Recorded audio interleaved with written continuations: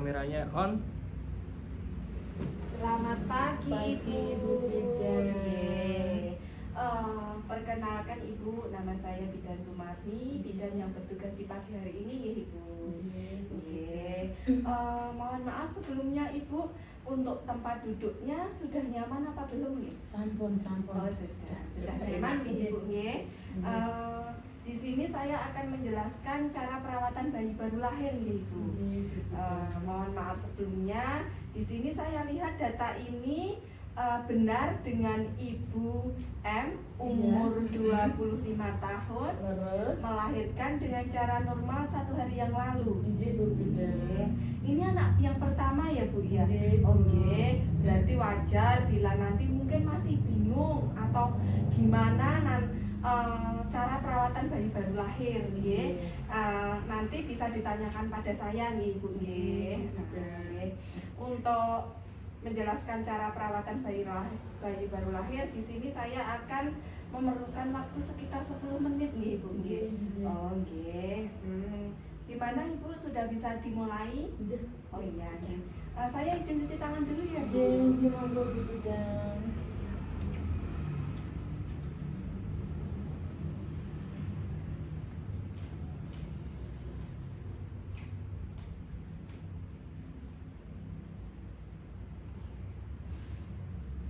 Saya mulai nih Ibu. Ibu ini kan putrane baru lahir nggih. Di sini saya akan menjelaskan pemberian ASI Ibu nggih. Bahwa ASI itu adalah makanan terbaik untuk bayi Ibu nggih. Sejak lahir sampai umur nanti 6 bulan.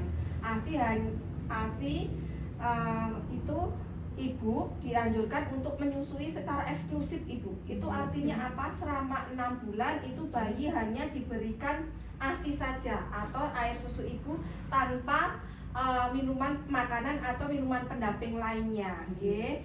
Karena itu ASI eksklusif, maka harus ASI diberikan sesering mungkin Ibu, nggih. Paling sedikit 8 kali sehari, nggih. Anjurkan untuk menyusui sesering mungkin. Jadi seumpama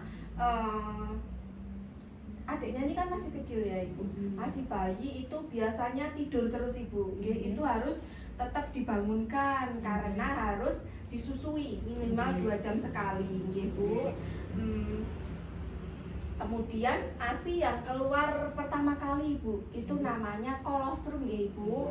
Itu adalah zat bergizi yang mengandung zat-zat kekebalan tubuh Ibu. Jadi itu tidak boleh dibuang, nggih. Itu bukan air susu yang kotor, bukan Ibu, tapi itu malah banyak mengandung zat bergizi. Jadi malah harus diberikan, nggih, tapi tidak boleh dibuang, nggih. Kemudian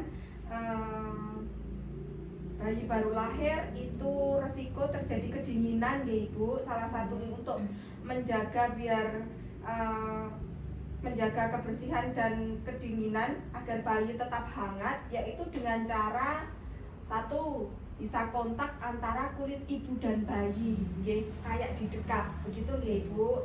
Kemudian yang kedua, pastikan bayi diletakkan dalam tempat yang hangat dan kering, nggih. Misalnya baru pipis, popoknya atau gedongnya itu harus segera diganti nggih Ibu, karena itu nanti resiko terjadinya kedinginan, nggih. Kemudian memakaikan pakaian bayi yang lembut, hangat, kering dan bersih. Bila perlu memakai tutup kepala nggih Ibu, dipakein topi atau sarung tangan ataupun sarung kaki. Itu tujuannya untuk menjaga kehangatan bayi. Kemudian bisa mengganti popok dan selimut sesuai keperluan Ibu. Misalnya basah harus segera diganti, atau mungkin sudah kotor sekalipun tidak basah itu juga harus segera diganti. Kemudian raba telapak kaki Ibu, telapak kakinya adik, telapak kaki itu diraba. Bila teraba dingin itu bisa diselimuti lagi ya Ibu. Kemudian cara menjaga kehangatan bisa juga dengan jaga ruangan tetap hangat Ibu. Seumpama malam hari jendelanya mungkin bisa ditutup gitu ya Ibu. Untuk posisi tidur adik ya Bu, posisi tidur adik itu sebaiknya adik itu tidur bersama ibu nggih, di tempat tidur yang sama untuk memudahkan menyusui ibu. Jadi jenengan biar tidak kesusahan nanti kalau mau menyusui harus pindah tempat tidur, biar tidak seperti itu nggih. Terus bayi itu sebaiknya bayi tidur bersama ibu di bawah kelambu. Tujuannya agar tidak digigit nyamuk atau serangga lainnya gitu ya, apalagi terutama untuk daerah yang endemis malaria. Nah itu disarankan untuk tidur di bawah kelambu ya. Posisi tidur bayi yang dianjurkan adalah terlentang atau miring gitu, adiknya bisa terlentang atau miring. Tidak dianjurkan untuk tidur tengkurap gitu. Itu tidak dianjurkan apalagi dalam waktu yang lama dan tanpa pengawasan, itu tidak boleh gitu. Kemudian ini baru umur 1 hari itu memerlukan perawatan tali pusat ibu, karena itu tali pusatnya masih basah itu bisa dilakukan yaitu dengan cara satu, setiap tindakan itu kita harus mencuci tangan dulu ya ibu, pastikan tangan ibu dalam posisi bersih sebelum memegang tali pusat. Kemudian yang kedua, jangan membungkus puntung tali pusat atau mengoleskan cairan apapun ke puntung tali pusatnya ibu. Jangan tali pusatnya itu jangan dibungkus nggih ibu, atau mengoleskan cairan apapun, baik itu betadin, baik itu alkohol atau ramuan lain, tidak boleh nggih bu. Ya, karena itu nanti bisa risiko terjadinya infeksi nggih. Kemudian pada saat tali pusatnya belum kering, itu kan masih pakai popok ya bu. Lipat popok di bawah putung tali pusat, di bawahnya nih bu, bukan di atasnya, tapi di bawahnya nih. Kemudian luka tali pusat harus dijaga tetap kering dan bersih sampai sisa tali pusat mengering dan terlepas sendiri. Jadi kalau posisi saat ini tali pusatnya belum kering, apabila basah mungkin kena ompol atau apa, itu juga harus segera diganti ya, karena nanti itu bisa menyebabkan lembab, akhirnya nanti bisa ditumbuhi bakteri ngaten nggih. Kemudian jika putung tali pusatnya kotor ibu nggih, itu dianjurkan untuk membersihkan dengan air DTT dan sabun, segera keringkan secara seksama dengan menggunakan air bersih nggih. Itu misalnya mungkin pas tali pusatnya belum kering dipakein bedak. Nah itu risiko terjadi menempel bedaknya itu di tali pusatnya, itu harus segera dibersihkan nih bu. Itu bisa menggunakan sabun atau dengan air DTT ya. Kemudian yang selanjutnya, perhatikan tanda-tanda infeksi tali pusat ibu. Resikonya kalau tali pusat belum lepas itu adalah salah satunya adalah infeksi. Tanda-tanda infeksi itu seperti apa ibu? Misalnya seperti tali pusat mungkin berwarna kemerahan, kemudian tampak nanah atau berbau ya. Jadi berbau itu tali pusatnya, atau kemerahannya tadian ibu pada kulit di sekitar tali pusatnya itu tampak kemerahan, kemudian tampak nanah dan berbau. Jika terdapat tanda-tanda infeksi seperti itu bu, untuk segera membawa ke fasilitas kesehatan ya bu. Sekalipun mungkin hanya satu aja tanda, itu nanti segera dibawa ke fasilitas kesehatan.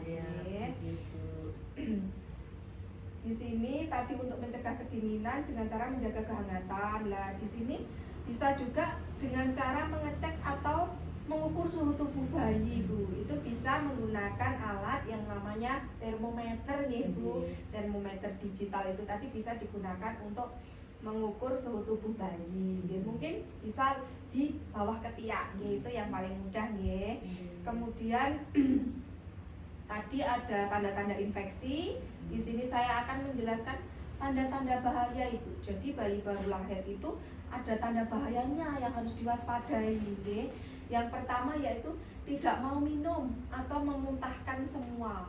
Misalnya ini kan belum dikasih sufor bu, tidak belum dikasih sufor, misalnya dikasih ASI, dia tidak mau minum, atau setiap dikasih minum ASI dia muntah semua kayak gitu atau kejang, mungkin panas yang berlebih itu bisa menyebabkan kejang nggih Ibu nggih, ini bisa.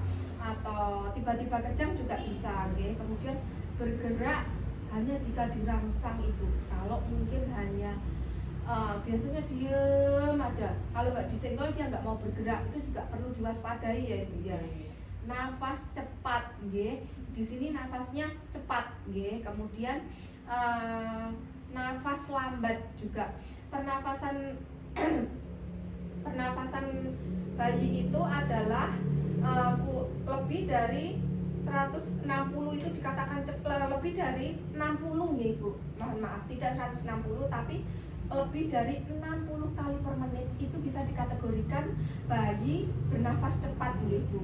Atau bayi bernafas lambat itu adalah pernafasan yang kurang dari 30 kali per menit Ibu. Nanti mungkin bila terjadi seperti itu Ibu bisa menghitung ya, nafasnya masuk kriteria nafas cepat, nafas lambat atau nafas normal gitu ya. Bisa juga dilihat dari mungkin baginya dilepas ya Ibu, itu kita periksa ada atau tidaknya tarikan dinding dada ke dalam yang sangat kuat Ibu. Kita bisa terlihat dengan cara membuka baju bayi, kita lihat dadanya. Apabila ada tarikan dinding dada ke dalam yang sangat kuat, itu berarti perlu diwaspadai. Kemudian bayi merinting Ibu. Beda nih sama menangis. Kalau menangis itu keras nih, tapi kalau merintih itu pelan. Lah itu juga perlu diwaspadai Ibu. Ini kenapa bayi saya kok biasanya nangisnya kenceng, kok sekarang merintih gitu nggih. Kemudian teraba demam. Demam tadi bisa dicek mungkin lewat alat pengukur panas tadi ya Ibu dengan termometer. Kemudian diraba, ini kok badan anak saya kok teraba dingin nggih, itu juga perlu diwaspadai nggih Ibu nggih, karena itu bisa jadi dia kedinginan nggih. Atau mungkin ada nanah yang banyak di mata Ibu. Jadi mungkin mata bayi itu di situ kadang ada beberapa sebagian itu yang mata bayi itu ada nanahnya yang banyak, itu juga perlu diwaspadai gitu ya. Kemudian pusar kemerahan meluas ke dinding perut, ya kayak tadi ya, infeksi tadi, ya salah satunya itu ya. Kemudian diare itu BAB yang sering ya Ibu ya, yang cair ya. Kemudian di sini yang terakhir tampak kuning pada telapak tangan dan telapak kaki. Jadi Ibu nanti bisa memeriksa kalau telapak kakinya adik dan telapak tangannya itu berwarna kuning, itu juga perlu diwaspadai ya Ibu. Nah, tadi sudah saya jelaskan beberapa tanda bahaya di atas ya Ibu. Apabila ada salah satu atau mungkin lebih salah satu tanda bahaya atau mungkin lebih terjadi pada bayi, itu harus segera dilakukan rujukan ya Bu, harus segera dibawa ke rumah sakit biar segera mendapatkan penanganan, karena di sini sudah merupakan tanda bahaya, jadi harus segera mendapatkan penanganan. Ngaten nggih. Gimana Ibu dari penjelasan saya tadi, mungkin bisa ada yang ditanyakan? Untuk sementara belum ada. Belum ada. Nggih. Oke, di sini berarti sudah jelas nih Ibu ya? Sudah jelas. Tadi kalau tali pusatnya belum lepas Ibu, itu itu kita melipat popoknya itu di bawah putung tali pusat atau di atasnya Ibu yang benar? Di bawah. Oh iya benar, berarti sudah jelas nih Ibu iya. Demikian tadi Ibu cara-cara perawatan bayi baru lahir. Mungkin bisa bermanfaat untuk jenengan. Apabila ada salah kata, saya mohon maaf ya Ibu. Terima kasih atas kunjungannya. Mudah-mudahan jenengan sama adik sehat selalu. Terima kasih Bu Bidan. Dadah.